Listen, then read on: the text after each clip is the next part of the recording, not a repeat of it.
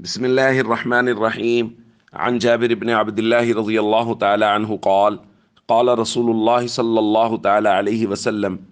اذهب فبيدر كل تمر على ناحيته.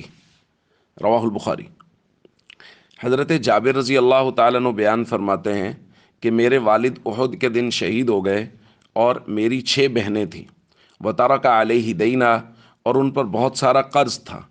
فلما حضر جداد النخل، جب پھلوں کے توڑنے کا یعنی کھجوروں کے توڑنے کا وقت آیا، اتیت رسول اللہ صلی اللہ علیہ وسلم، میں حضور کی خدمت میں حاضر ہوا۔ فقلت،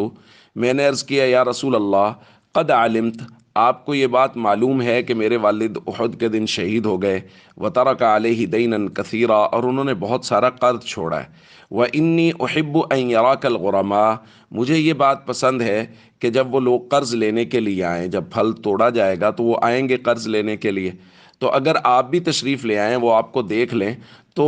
جن لوگوں کو جو مل جائے گا وہ اس پہ صبر کر جائیں گے اور مجھے زیادہ تنگ نہیں کریں گے۔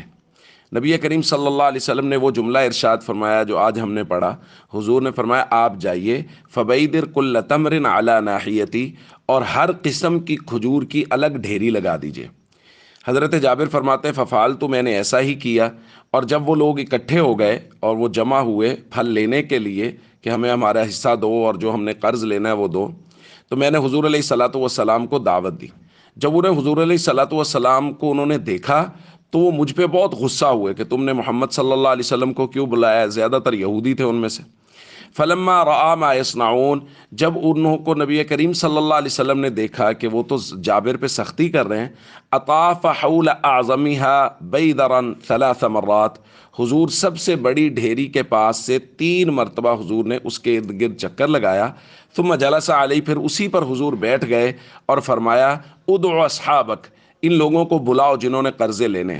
فما زال یکیل لهم حتی ادى اللہ امانت والدی، حضرت جابر فرماتے ہیں وہ ایک ہی ڈھیری، حالانکہ بہت ساری ڈھیریاں لگی ہوئی تھی، وہ ایک ہی ڈھیری کہ نبی کریم صلی اللہ علیہ وسلم نے اس میں سے ان کو کیل کر کے دینا شروع کیا، تول تول کے دینا شروع کیا، اور اللہ رب العزت نے میرے والد کی پوری امانت اسی ایک ڈھیری سے ادا کر دی۔ حالانکہ حضرت جابر فرماتے ہیں، وَأَنَا وَاللَّهِ رَاضٍ أَن يُؤَدِّيَ اللَّهُ أَمَانَةَ وَالِدِي وَلَا أَرْجِعُ إِلَىٰ أَخَوَاتِي بِتَمْرَةٍ، میں اللہ کی قسم اس بات پر راضی تھا کہ ساری کھجوریں تقسیم ہو جائیں اور میرے والد کی امانت ادا ہو جائے اور میں ایک بھی کھجور گھر نہ لے کے جاؤں، میں اس پر بھی خوش تھا، لیکن اللہ نے میرے والد کی امانت وہ ایک ہی ڈھیری سے ادا کر دی اور ساری ڈھیریاں بچ گئیں، بلکہ یہاں تک ہو گیا کہ